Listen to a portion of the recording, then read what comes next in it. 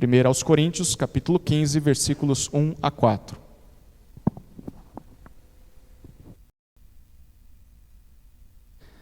Acompanhe comigo a leitura da palavra de Deus. Irmãos, venho lembrar-lhes o evangelho que anunciei a vocês, o qual vocês receberam e no qual continuam firmes. Por meio dele, vocês também são salvos, se retiverem a palavra assim tal como a preguei a vocês, a menos que tenham crido em vão. Antes de tudo, entreguei a vocês o que também recebi, que Cristo morreu pelos nossos pecados, segundo as Escrituras, e que foi sepultado e ressuscitou ao terceiro dia, segundo as Escrituras. Certa vez Jesus contou uma ilustração de dois construtores que construíram duas belas casas. A única diferença entre um e outro é que o primeiro construiu a sua casa sobre uma rocha, o segundo construiu a sua casa sobre a areia. O que aconteceu? Houve uma tempestade e nesse dia só a primeira casa permaneceu de pé, inabalável. A segunda casa foi completamente destruída. Agora, sabe qual foi a moral da história? Jesus comparou esses dois construtores com as pessoas que ouviam os seus ensinamentos. Jesus disse: se você ouve o que eu digo e você pratica o que eu falo, você vai ser como o primeiro construtor. A sua vida vai estar bem fundamentada e vai suportar as tempestades. Porém, se você ouve o que Jesus diz, mas você não pratica este ensinamento, então você se assemelha ao segundo construtor. A sua vida vai acabar em ruína na primeira tempestade que sobrevier.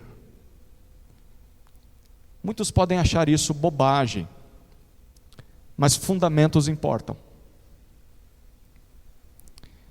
Uma casa construída sobre um terreno frágil pode até ser uma bonita casa, uma casa dos sonhos, mas ela vai estar podre por dentro e logo ela vai cair. Queridos, assim é a nossa vida. Tudo depende de onde você constrói a sua vida. Quais são os seus fundamentos? Quais são as suas convicções, as suas crenças? A propósito, você sabe quais são as suas?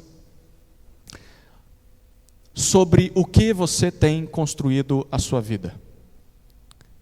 Qual é o solo onde você firma os seus pés e você tem levantado a sua história?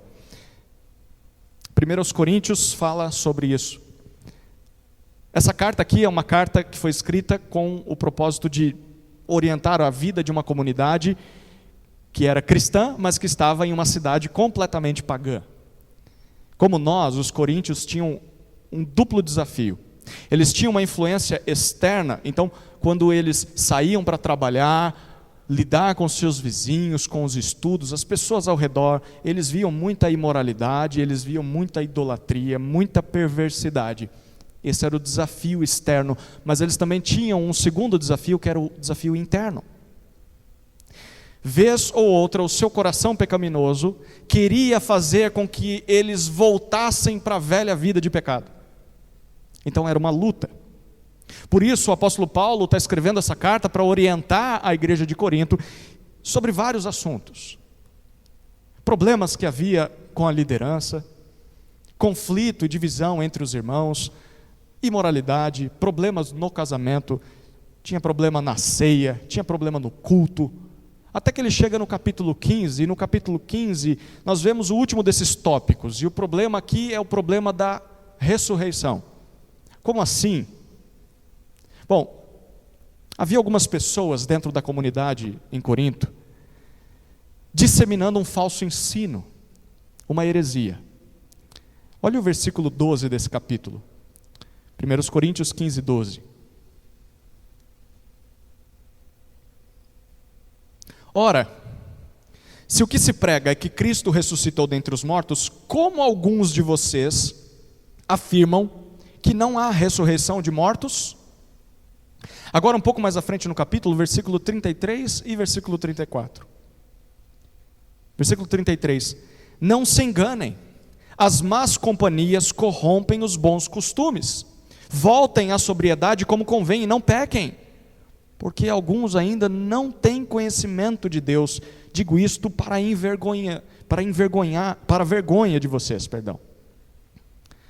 O principal motivador dos problemas na igreja em Corinto era que dentro da membresia, Paulo diz, havia más companhias.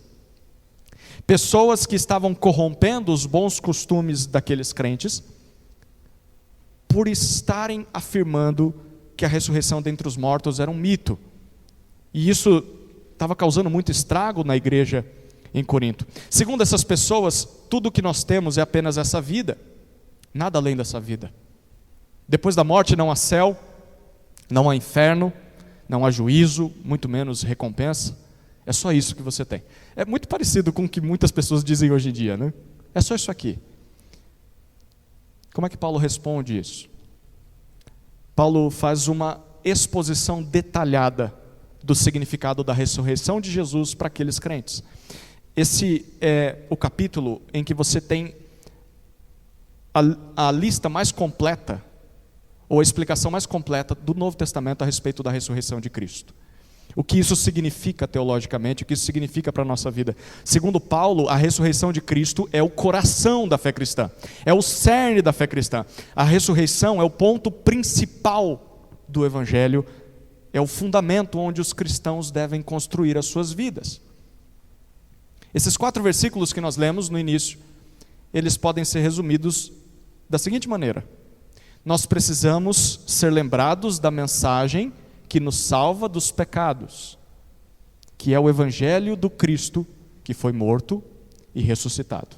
Nós precisamos ser lembrados da mensagem que nos salva dos pecados, que é o Evangelho do Cristo que foi morto e ressuscitado. Paulo diz isso para nós em 2 partes. Primeiro ele apresenta informações sobre o Evangelho, versículos 1 e 2. Depois o conteúdo do Evangelho, versículos 3 e 4. Enquanto nós vamos considerando esses 2 pontos nessa mensagem, eu quero que você pense e considere: é sobre esse fundamento que a minha vida está sendo construída? Isso aqui é o que eu creio? Avalie-se nessa hora. Vamos para as informações sobre o Evangelho, versículos 1 e 2. Acompanhe comigo novamente a leitura desses versículos. Irmãos, venho lembrar-lhes o Evangelho que anunciei a vocês, o qual vocês receberam e no qual continuam firmes. Por meio dele, vocês também são salvos, se retiverem a palavra assim tal como a preguei a vocês, a menos que tenham crido em vão. 4 informações sobre o Evangelho. Primeira informação é que o Evangelho é uma mensagem a ser lembrada junto com outros irmãos. O Evangelho é uma mensagem a ser lembrada junto com outros irmãos. Observe o que nós lemos no versículo 1. A primeira coisa que nós percebemos nesse versículo é a forma com que Paulo se dirige aos coríntios. Ele diz: irmãos, de todas as cartas que Paulo escreveu no Novo Testamento, essa é a que ele mais repete essa palavra 27 vezes ao todo. Em uma carta de 16 capítulos é muita coisa. Isso significa que, antes de mais nada, Paulo quer deixar claro aos coríntios: primeiro, eu não sou superior a vocês. Nós somos todos filhos do mesmo Pai. Vocês não são inferiores. Ao mesmo tempo, vocês também não são autônomos. Vocês não podem fazer o que dá na telha de vocês. Todos nós fazemos parte da mesma família, a família de Deus. Todos nós somos irmãos, filhos do mesmo Pai. E nós precisamos nos lembrar disso. E o que Paulo quer dizer aos seus irmãos? Versículo 1 diz: eu quero que vocês se lembrem do Evangelho. É por isso que ele está escrevendo esse capítulo. O termo traduzido aqui por lembrar tem o sentido de fazer com que alguma coisa seja completamente conhecida por alguém. É isso que Paulo quer que os coríntios façam, que juntos, como irmãos, eles sejam lembrados a ponto de conhecer completamente a mensagem do Evangelho. O Evangelho é uma mensagem a ser lembrada junto com outros irmãos. É por isso que nós devemos nos reunir regularmente, semanalmente, para lermos o Evangelho, para cantarmos as verdades do Evangelho, para orarmos baseados nessas verdades, para vermos os resultados do Evangelho. Sabe quando você vê isso? No batismo e na ceia. E para ouvirmos a pregação do Evangelho, quando a Bíblia é exposta. Essas coisas nos lembram do Evangelho. Há algo no Evangelho que exige que isso seja assim. Não existe Evangelho para uma pessoa só. O Evangelho foi dado a um povo, foi dado a uma família, a família de Deus, onde todos são irmãos. Então nós precisamos nos reunir para lembrar do Evangelho, mas ao mesmo tempo, nós também precisamos nos nossos relacionamentos e nas nossas conversas, ser dirigidos pelo Evangelho naquilo que nós falamos. Nós precisamos lembrar uns aos outros sobre essa mensagem. Quando nós fazemos uma visita, quando encontramos com um irmão no supermercado, quando nós marcamos um café para ter um tempo de discipulado, nós precisamos lembrar das verdades do Evangelho. O Evangelho é uma mensagem a ser lembrada junto com outros irmãos. A segunda informação sobre o Evangelho é que ele é uma mensagem de alegria, que se anuncia aos outros. No versículo 1, Paulo ainda falando sobre o Evangelho, ele diz que eu quero que vocês lembrem do Evangelho que anunciei a vocês. Aqui Paulo está lembrando de Atos capítulo 18. É quando ele chegou em Corinto e anunciou o Evangelho para aquela turma. E ali foi onde surgiu a igreja de Corinto. Atos 18, você lê que Paulo viveu dias difíceis em Corinto. Foram dias de muito trabalho braçal. Ele teve que trabalhar para se sustentar, porque não havia uma igreja ali para ajudá-lo. Mas também foram dias de lutas, de oposições e de pregação da palavra. É assim que ele diz lá em Atos 18. A propósito, esse ato de ensinar a palavra de Deus, nesse versículo 1, Paulo chama de evangelizar. A palavra que nós estamos aí traduzida para anunciar, na língua em que Paulo está escrevendo, é a palavra evangelizar. O que é evangelizar? É anunciar o Evangelho. O que Paulo está dizendo aqui é que o verdadeiro ensino da palavra de Deus não se resume a você ficar achando o texto da palavra, versículos bíblicos, e colocando na vida das pessoas como se fossem regras que elas tivessem que obedecer. Ah, tá vendo? Deus fala isso, você tem que fazer isso. Ou pregar a palavra de Deus não é só colocar leis para as pessoas ou conselhos para uma vida melhor. Segundo Paulo, o verdadeiro ensino da palavra é o anúncio do Evangelho enquanto você cita os versículos bíblicos. Foi isso que Paulo fez e é o que nós também devemos fazer. Evangelizar as pessoas, ensinando a palavra de Deus corretamente para as pessoas. Palavra essa que Paulo chama de Evangelho. E essa palavrinha é traduzida em outras versões como boas notícias. É assim que se lia naquela época quando Paulo está escrevendo. Boas notícias a respeito do quê? A respeito de quem? Nós já vamos ver daqui a pouco, mas só por essas informações nós podemos concluir que o Evangelho é uma mensagem de alegria, é uma boa notícia que se anuncia aos outros. E se isso é verdade, aqueles que creem na mensagem do Evangelho são chamados a anunciar essa mensagem aos outros que ainda não ouviram essa mensagem. Da mesma forma com que Paulo entrou naquela cidade pagã, Corinto, terrível, imoral, idólatra, devassa. Ele entra nessa cidade, ele trabalha com os descrentes, faz negócios com os descrentes, ele começa a conviver com os descrentes, ele começa a se relacionar com os descrentes, e mesmo diante de muitas lutas, Paulo começa a evangelizar aqueles descrentes, ele começa a falar das boas notícias de Deus para eles, e é o que nós devemos fazer também. Se o Evangelho é tudo aquilo que a gente acredita que ele é, e ele é, então as pessoas ao nosso redor, e as pessoas distantes de nós também, precisam ouvir o Evangelho. E eu e você devemos aproveitar as oportunidades que Deus coloca na nossa vida, para compartilhar o Evangelho com os descrentes. As pessoas que trabalham com você, as pessoas que estudam com você, as pessoas que vivem ao lado da sua casa. Do mesmo jeito que Paulo anunciou, a mensagem do Evangelho deve ser anunciada por nós. Mas esse anúncio, deixa eu dizer, ele precisa ser feito por quem realmente dá mostras de que foi alcançado por uma mensagem de alegria. Eu digo isso porque há pessoas que se dizem crentes no Evangelho, crentes nas boas notícias, mas a vida delas se demonstra triste. A vida delas se demonstra amarga, é uma vida rabugenta. Gente chata, gente irada, gente que se afasta dos outros, não gosto de gente, não quero saber de gente. Gente muitas vezes sem esperança, muitas vezes sem alegria. Queridos, se as nossas vidas são assim, e aí a gente diz para as pessoas sobre as boas novas do Evangelho, como é que as pessoas vão desejar esse negócio?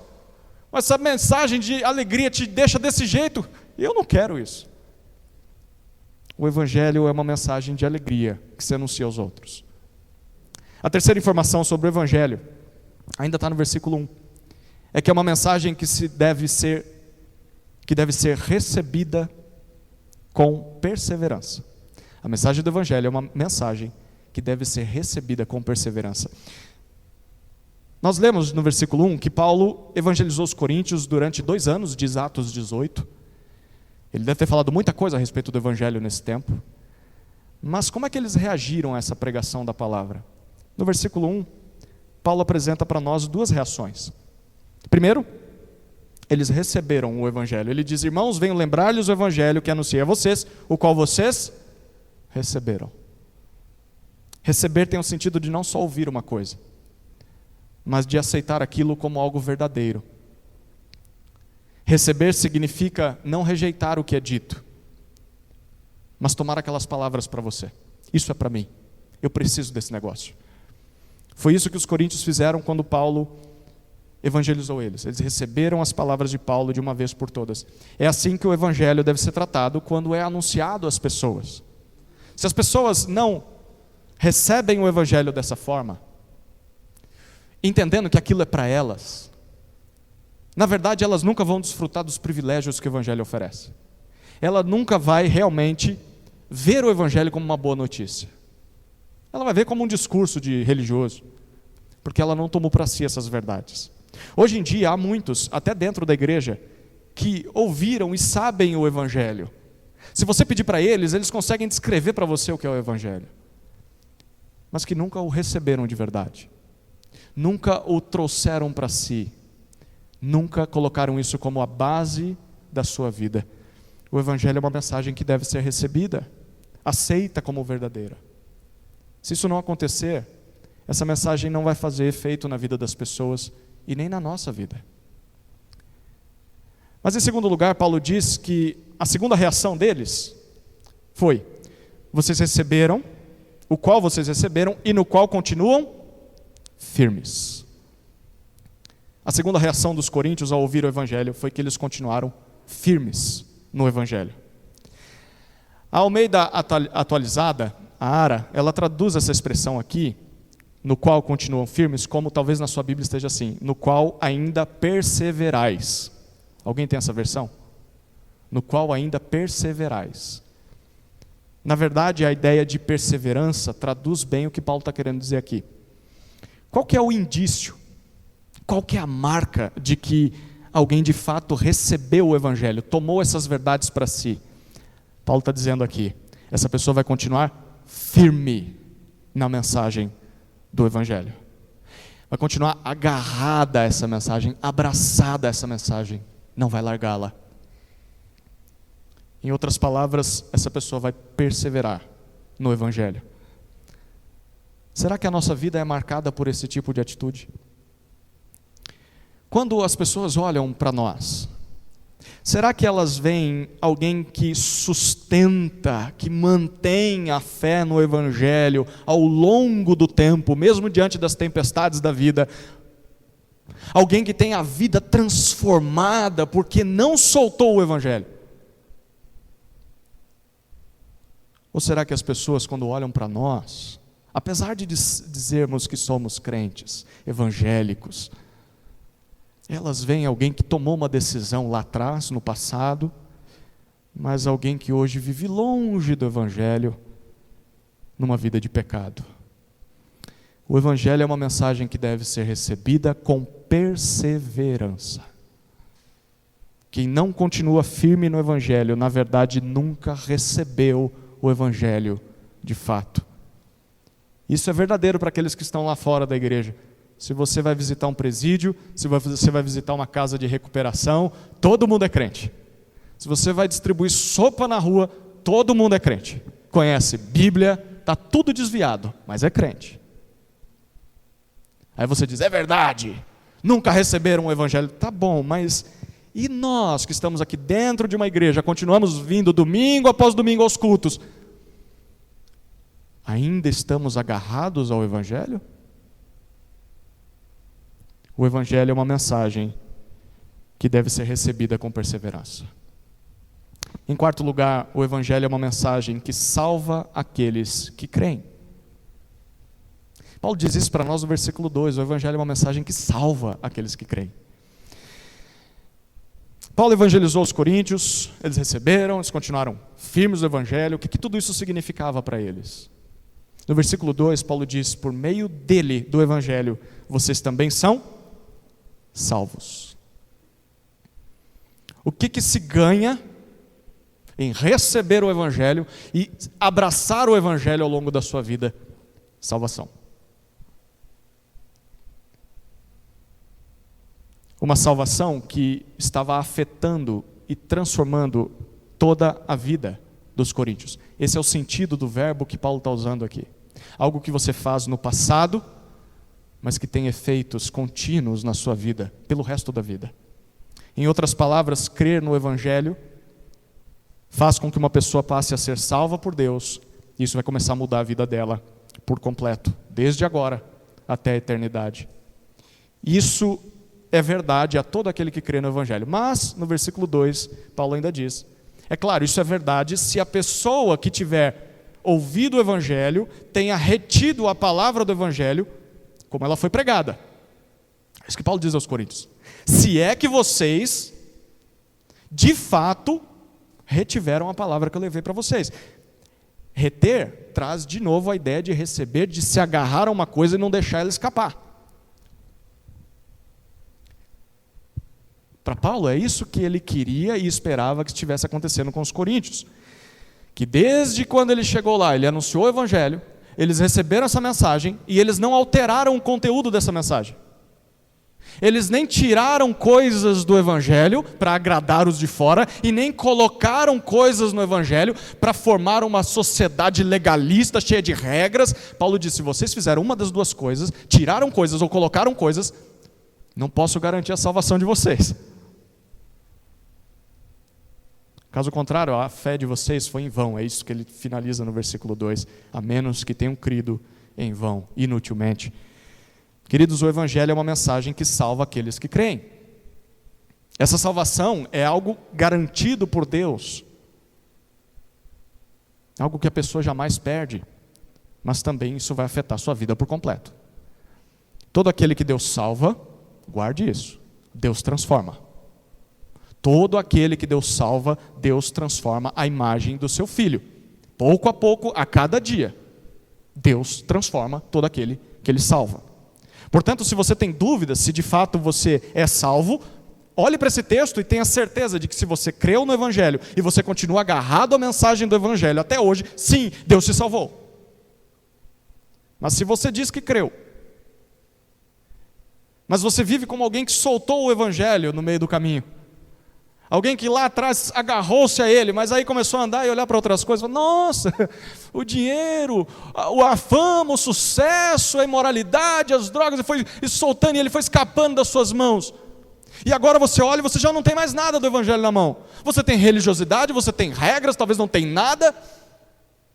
Se você é alguém que fez isso, segundo Paulo, você tem que estar em alerta, porque pode ser que Deus nunca tenha te salvado, pode ser que você tenha crido em vão. Mas há esperança para você. Há esperança, porque você está aqui ainda hoje. Você está ouvindo essa mensagem hoje.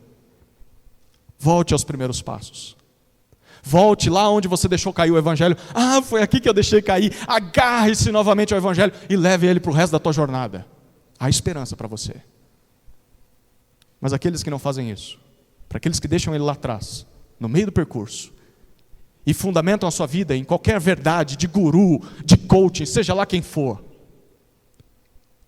segundo Paulo, está crendo em vão, está perdendo o seu tempo.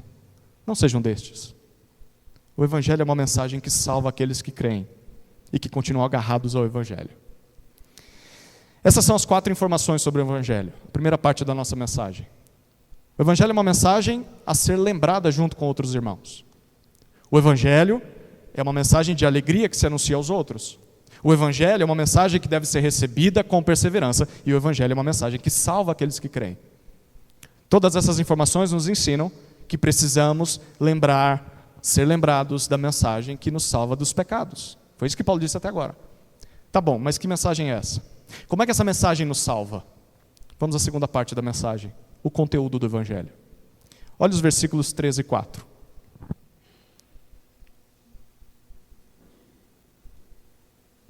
Antes de tudo, entreguei a vocês o que também recebi, que Cristo morreu pelos nossos pecados, segundo as Escrituras, e que foi sepultado e ressuscitou ao terceiro dia, segundo as Escrituras. De acordo com Paulo, nós podemos resumir o Evangelho em 2 pontos principais. Você quer ter uma fórmula para evangelizar alguém? Está aqui. 1 Coríntios, capítulo 15, versículos 3 e 4. 2 pontos principais. Dá para falar isso aqui quando você for comprar uma banana no supermercado com a pessoa que está do teu lado. 2 frases você evangeliza a pessoa. Qual que é a primeira parte principal? O primeiro ponto principal do Evangelho. Versículo 3. Cristo morreu pelos nossos pecados. Vamos falar junto? Cristo morreu pelos nossos pecados. No versículo 3, Paulo diz que entregou aos coríntios aquilo que recebeu. O que isso significa? Que para poder ter evangelizado os coríntios, alguém evangelizou Paulo primeiro. Alguém chegou antes e evangelizou Paulo. E o que Paulo estava fazendo é pegando esse evangelho que ele recebeu de alguém, ele creu, ele se agarrou a esse evangelho, e agora ele está passando para frente para outras pessoas. Eu compartilhei o que eu recebi de alguém. Queridos, é assim que o Evangelho tem sido transmitido ao longo dos últimos séculos, alcançando pessoas do mundo inteiro e transformando essas vidas durante toda a história, pelo boca a boca. Uma pessoa recebe, crê e passa para a próxima, por gerações. Mesmo que no país não haja igreja, porque o governo não deixa, o Evangelho continua avançando. E Paulo diz, foi assim que eu fiz, e é assim que acontece até hoje. Quando nós evangelizamos alguém, por mais que você se sinta solitário, por mais que você se sinta temeroso, por mais que você fique, meu Deus, eu pareço um louco, todo mundo falando de futebol, de esportes, de coisas que vem na televisão, e eu tentando mostrar para a pessoa que Cristo morreu pelos nossos pecados, eu pareço um maluco. Quando você faz isso, você está se juntando a todos os crentes do passado, uma nuvem de testemunhas que fizeram a mesma coisa, você está participando da mesma história desses mártires, desses testemunhas de Cristo. Charles Spurgeon, certa vez, resumiu esse processo da seguinte maneira, os meninos citaram essa frase nas aulas sobre evangelização. Ele disse assim, evangelismo nada mais é do que um mendigo dizendo para outro mendigo onde encontrou pão. Um mendigo dizendo para outro mendigo, vem, eu encontrei pão e quero repartir com você. Isso é o evangelismo. O evangelho sacia a nossa fome espiritual. É o mesmo que saciou aquele que pregou para nós, e é o mesmo evangelho que vai saciar aquele a quem nós vamos pregar. Nós não somos chamados a acrescentar coisas ao Evangelho. Nós não somos chamados a tirar coisas do Evangelho. Só pega o Evangelho, comunica para as pessoas, faz aquilo como você recebeu. Nós não temos o direito de distorcer a mensagem do Evangelho. A nossa obrigação é pega e transmite. É só isso. E que mensagem é essa que Paulo está compartilhando, porque ele recebeu, e que nós devemos fazer a mesma coisa? Cristo morreu pelos nossos pecados. O que significa Cristo? Você sabe o que significa Cristo? É o sobrenome de Jesus. Errado. Não. Cristo é um título. Cristo é um ofício. No Antigo Testamento, Cristo era o Messias, prometido por Deus para Israel. Segundo as Escrituras, Cristo seria um descendente perfeito do rei Davi. Ele seria alguém que derrotaria todos os inimigos de Israel, do povo de Deus, e que se assentaria no trono do mundo para reinar sobre todas as nações por toda a eternidade. Esse é o Cristo do Antigo Testamento. Pois bem, segundo os autores do Novo Testamento, Jesus de Nazaré, aquele tão controverso, que tem gente que acredita, gente que não acredita, gente que tenta provar que ele não existiu, gente que tenta provar que ele não ressuscitou. Segundo os autores do Novo Testamento, esse Jesus de Nazaré cumpriu todos esses requisitos. Mas ele fez isso de uma forma impensada. Sim, ele era o rei perfeito que Israel tanto sonhou, mas não, ele não derrotou os seus inimigos da forma com que os judeus esperavam. Na verdade, quando você lê o que Jesus pregou, a mensagem de Jesus, você descobre que o verdadeiro inimigo do povo de Deus não eram as outras nações, não era o diabo. O verdadeiro inimigo do povo de Deus era o seu próprio pecado, que morava dentro deles. Na verdade, no Antigo Testamento, o próprio Deus já tinha dito isso. Em Isaías capítulo 59, versículo 2, Deus diz assim: mas as iniquidades de vocês fazem separação entre vocês e o seu Deus. As iniquidades de vocês. Os pecados que vocês têm, que vocês cometem, o levam Deus a esconder o rosto de vocês para não ouvir os seus pedidos. O que separava o povo de Israel do Deus santo e justo não eram as nações inimigas, não era Satanás, mas era o próprio pecado daquele povo, o pecado que os afastava do Senhor e os levava para a idolatria. Pois bem, segundo Paulo, foi exatamente por isso que Cristo morreu. Como assim, Paulo? Há um outro texto da Escritura, do Antigo Testamento, Êxodo capítulo 32, versículo 33. Ali Deus havia dito o seguinte: eu vou riscar do meu livro todo aquele que pecar contra mim. Eu vou riscar do meu livro todo aquele que pecar contra mim. Em outras palavras, Paulo diz isso em Romanos 3, 23. O salário do pecado é a morte. Israel não merecia viver ao lado de Deus, mas merecia morrer por causa dos seus pecados. E o que Cristo fez? Cristo morreu pelos nossos pecados. Cristo assumiu esse castigo que o povo merecia, no lugar do povo.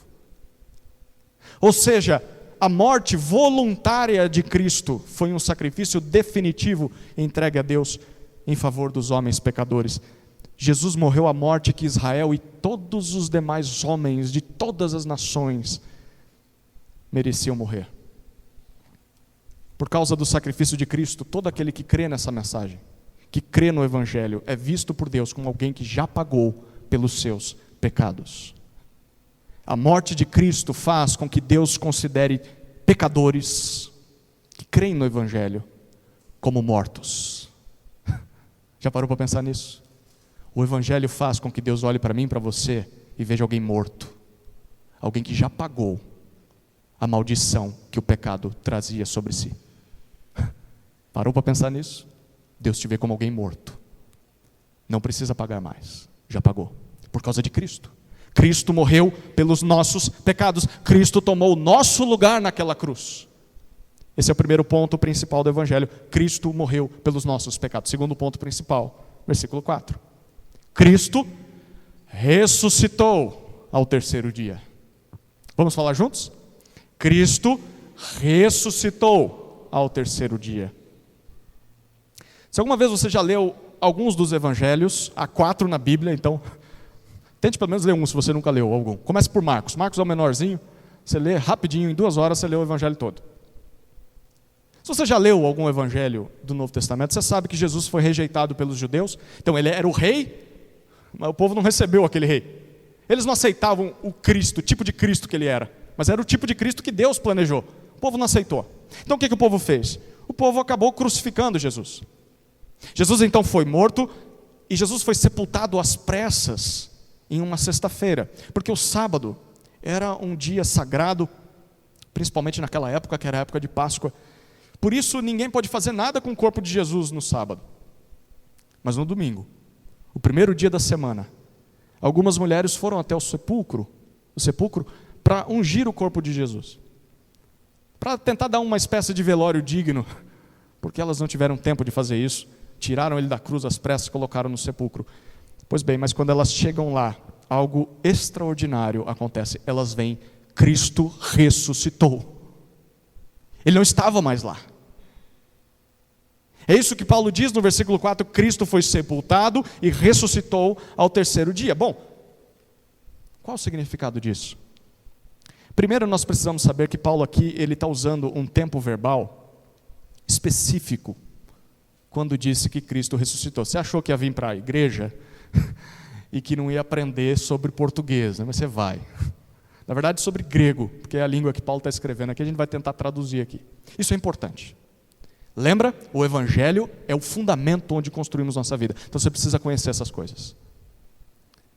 Quando Paulo falou sobre a morte e o sepultamento de Cristo, na língua que ele está escrevendo essa carta, ele está usando uma maneira de falar algo assim: Jesus se entregou à morte e foi sepultado por alguém, de uma vez por todas. Não é preciso morrer de novo. Acabou, ponto final. Ele se entregou e ele foi sepultado. Mas quando Paulo diz que Jesus ressuscitou, ele está usando uma forma diferente de usar o verbo aqui, que transmite dois significados importantes. O primeiro significado é que alguém o ressuscitou. Talvez no português você não perceba isso. A Bíblia foi traduzida para essa língua. Mas na língua em que Paulo está escrevendo isso aqui, ele está dizendo que alguém ressuscitou Jesus.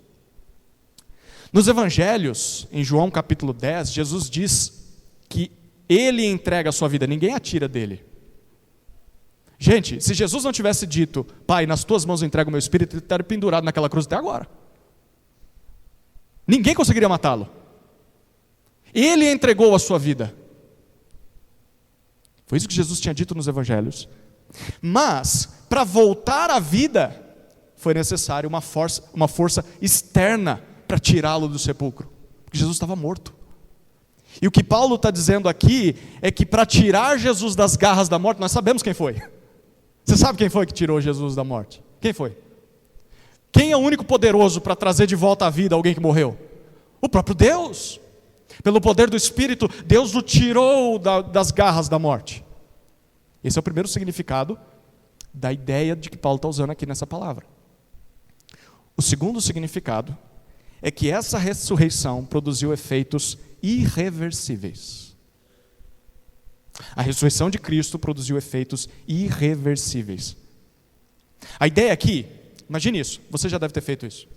Você vai para onde há um lago ou uma piscina, pega uma grande pedra e joga lá. O que vai acontecer? Há águas calmas, na hora em que a pedra cai nas águas, o que acontece? Várias ondas são formadas, que vão atingir até a borda da piscina, longe no lago. É mais ou menos isso que Paulo está dizendo aqui. A ressurreição de Jesus produziu uma transformação tão grande, ondas tão grandes, a ponto de que seus efeitos são experimentados até os dias de hoje, e esses efeitos mudaram o rumo da história e o rumo da eternidade.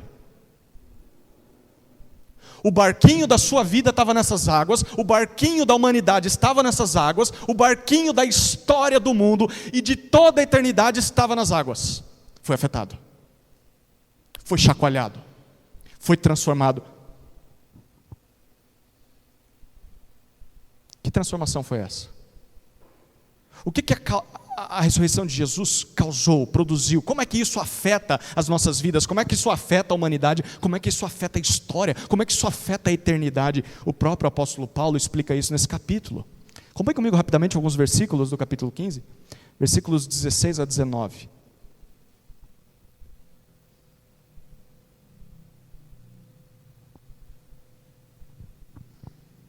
Versículo 16. Porque se os mortos não ressuscitam, também Cristo não ressuscitou. E se Cristo não ressuscitou, é vã a fé que vocês têm, e vocês ainda permanecem nos seus pecados.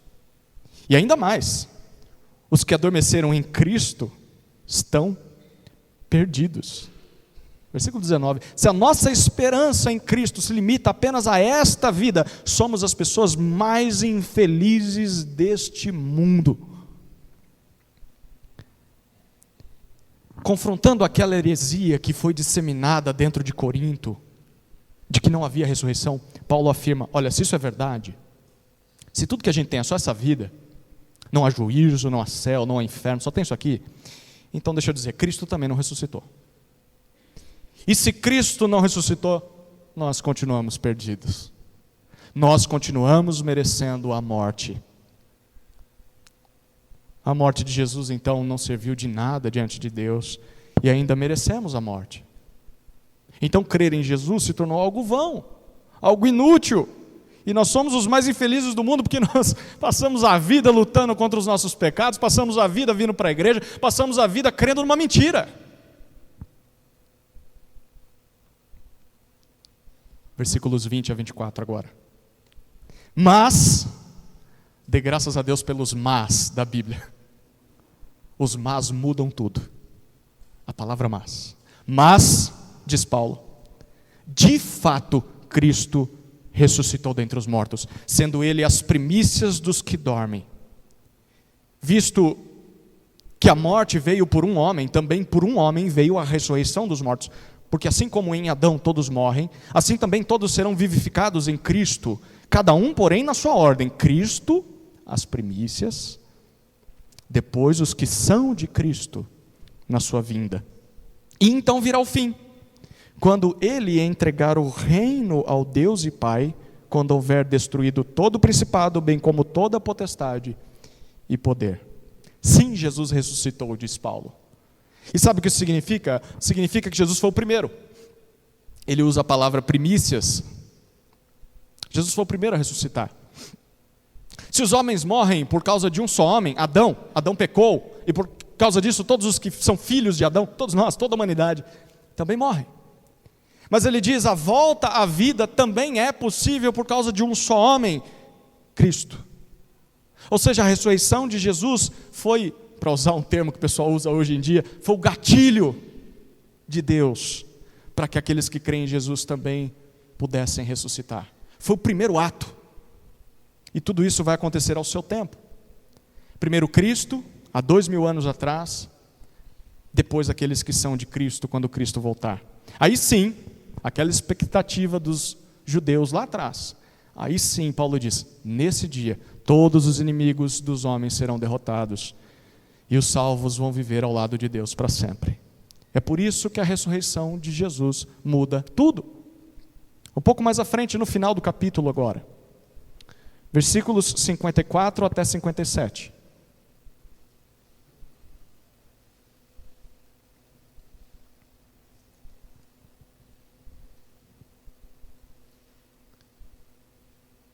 Versículo 54. E quando este corpo corruptível se revestir de incorruptibilidade, e o que é mortal se revestir de imortalidade, então se cumprirá a palavra que está escrita, tragada foi a morte pela vitória. Onde está, ó morte, a sua vitória? Onde está, ó morte, o seu aguilhão? O aguilhão da morte é o pecado, e a força do pecado é a lei. Graças a Deus que nos dá a vitória por meio de nosso Senhor Jesus Cristo. A ressurreição de Jesus inaugurou o caminho para que todos aqueles que creem no Evangelho não sofram e nem temam mais a morte. Não sofram nas mãos da morte e nem tenham mais medo da morte. A ressurreição de Jesus deu início ao reino de Deus, onde um dia a morte vai ser vencida. Tem um livro escrito no século 17, pelo puritano inglês chamado John Owen. E ele diz que a ressurreição de Jesus é o atestado final, aqui está o título do livro dele, da morte na morte de Cristo. Na morte de Cristo, Jesus mata a morte. A morte da morte na morte de Cristo. A ressurreição vence a morte. E o que isso significa de prático para nós? Que creio no Evangelho de Jesus hoje. O que isso significa para mim? Versículo 58 é como Paulo finaliza o assunto desse capítulo. Ele diz: portanto, meus amados irmãos, sejam firmes, inabaláveis e sempre abundantes na obra do Senhor, sabendo que no Senhor o trabalho de vocês não é vão. Por que é que Paulo se desgastava tanto pelo Evangelho? Porque ele sabia dessa verdade. Se nós cremos no Evangelho do Cristo que foi morto e foi ressuscitado, nós temos a garantia de que um dia também iremos ressuscitar para viver ao lado de Cristo para sempre. E isso faz com que a nossa vida hoje tenha sentido. Vale a pena. Vale a pena continuar crendo nessa mensagem firme e inabalável. Vale a pena continuar servindo ao Senhor, mesmo diante de tantas dificuldades. Por quê? Porque estas coisas não são vãs. Haverá um dia em que retornaremos à vida com corpos muito melhores do que estes, e nesse dia seremos recompensados, mesmo que nessa vida você está oferecendo para Deus tudo o que você tem, você está oferecendo para Deus o seu tempo, oferecendo a sua energia, oferecendo a sua saúde, você está colocando a mão no bolso, investindo em prol do reino de Deus, e as pessoas olham para você e falam: você é louco, você está perdendo a tua vida, por que você não sai desse negócio? Mesmo que você invista toda a sua vida, um dia Deus vai te dar uma nova vida, uma vida melhor do que essa, um novo corpo, um corpo onde não há mais pecado, um corpo onde não há mais doenças, um corpo onde não há mais morte, num novo céu e numa nova terra. É por isso que Paulo disse algo no meio do capítulo aqui, é o último versículo que nós vamos citar, versículo 32.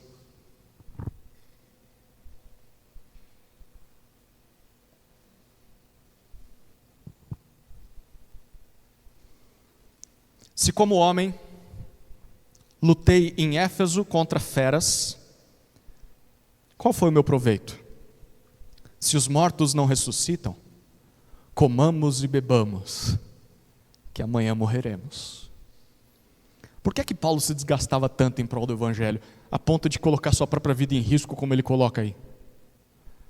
Porque Paulo tinha certeza de que por causa da ressurreição de Cristo, um dia ele também seria ressuscitado para uma vida muito melhor ao lado de Deus. Mas perceba o que Paulo diz sobre quem não crê na mensagem do Evangelho, sobre quem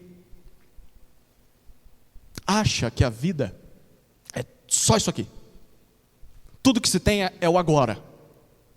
Paulo diz, sabe o que resta para essas pessoas? Bom, dizer esse provérbio popular daquela época: comamos e bebamos.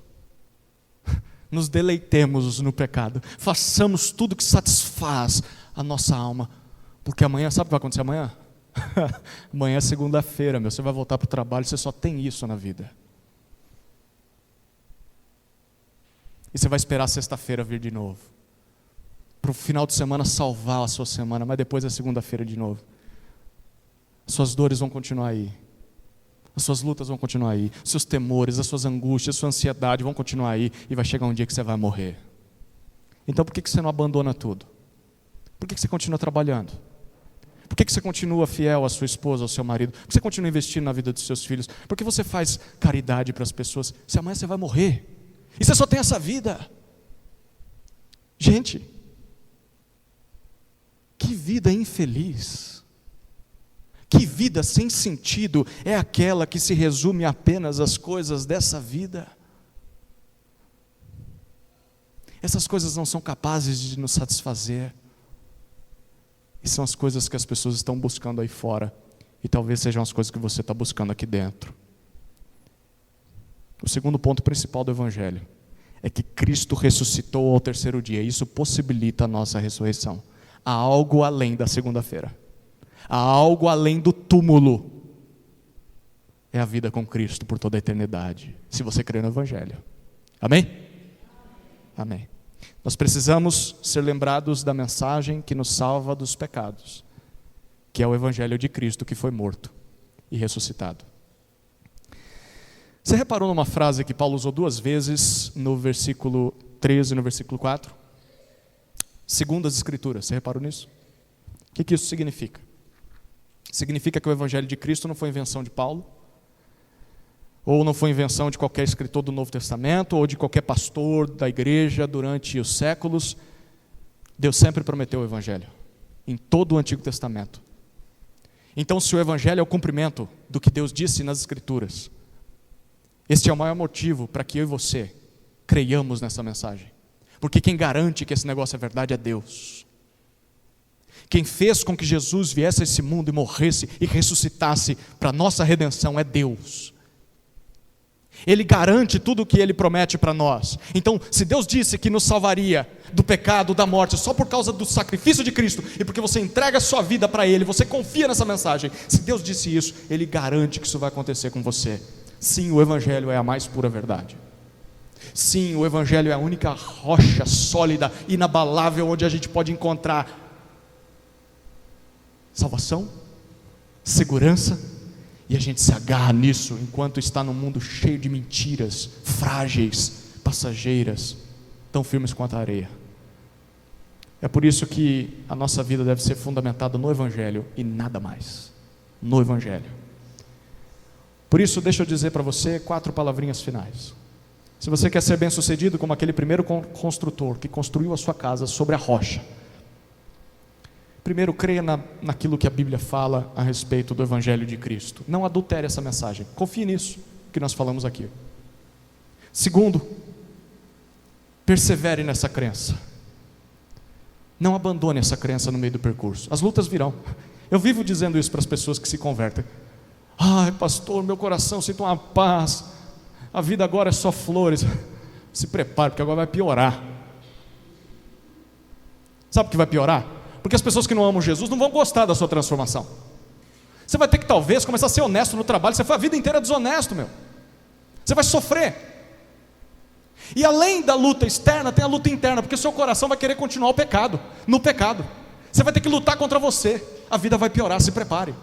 E ela vai melhorar sim, no sentido de relacionamento com Deus, de certeza de que um dia estarei com Ele, de certeza de transformação, mas ela vai piorar, porque essas coisas vão exigir um custo.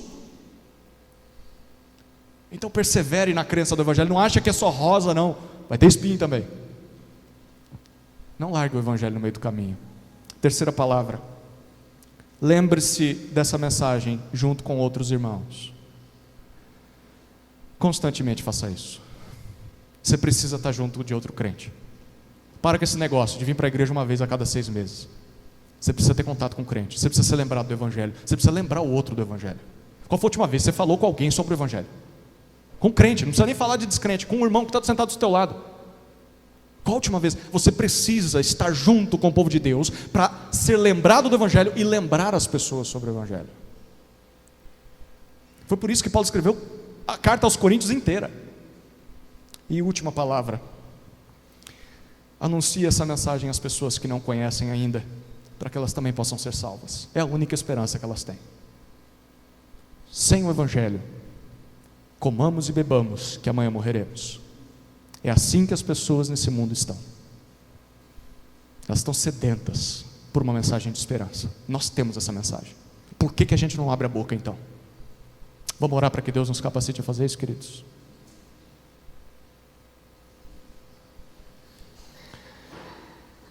Querido Deus, te damos graças pela mensagem do Evangelho. Graças pela compreensão um pouco mais detalhada do Evangelho nessa noite. Mas principalmente nós pedimos para que o Teu Espírito se mova nesse salão, se mova na vida de quem está ouvindo essa mensagem pela internet.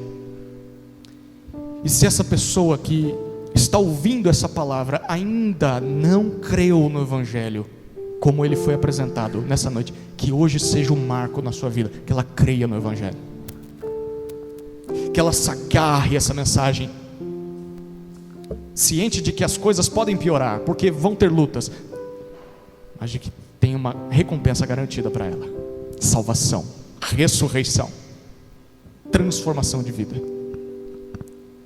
Eu oro também, Senhor, por aquele que está aqui, ou que está ouvindo essa mensagem, que começou agarrado ao Evangelho na sua vida, mas largou ele no caminho, deixou ele para trás. Senhor, que o teu Espírito mova esse coração a voltar no caminho, a pegar o Evangelho de volta, a guardar 7 chaves no seu coração e prosseguir a sua jornada. Talvez não dá para consertar os estragos que ele causou, mas dá para mudar daqui para frente. Então eu oro para que haja uma renovação de compromisso com o Evangelho. Para aqueles de nós que não soltaram o Evangelho e continuam agarrados ao Evangelho, que temos a consciência de que precisamos estar juntos uns com os outros, para compartilhar do Evangelho e ouvir do Evangelho da boca do outro. Que o teu Espírito se mova em nós, através de nós, no meio de nós, para nos empurrar até o próximo, nos empurrar até o nosso irmão, não para ficar falando mal da vida do outro, reclamando da política, do esporte, mas para falar: meu irmão, eu estava indo para o inferno, mas Jesus me salvou. Como isso é bom. Você está fazendo falta, irmão. Você faz parte do povo de Deus, irmão. Senhor, que o teu Espírito se mova nessa congregação, para que possamos nos lembrar mais do Evangelho. E a minha última oração, Senhor,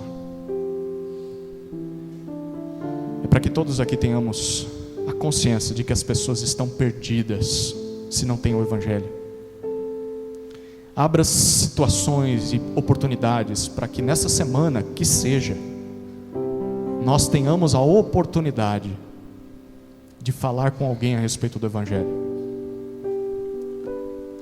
Os resultados não competem a nós, mas o Senhor atribuiu a nós o privilégio que nem anjos podem fazer, que é anunciar a mensagem de salvação. Paulo diz em Romanos que o Evangelho é o poder do Senhor para a salvação de todo aquele que crê. Que possamos sair por esses portões dessa igreja hoje, conscientes de que não é que nós temos uma mensagenzinha que pode ofender as pessoas e que vai ser necessário que a gente faça várias coisas por elas para que elas se convertam. Não, possamos sair daqui confiantes, de peito estufado, com a boca cheia para falar do Evangelho, cientes de que o Evangelho é o poder do Senhor. Quando nós falamos do Evangelho, o Senhor avança sobre a vida das pessoas, o Senhor alcança corações, o Senhor quebra pessoas duras, o Senhor faz milagres através do Evangelho. Foi assim conosco, Senhor, e nós queremos passar isso à frente.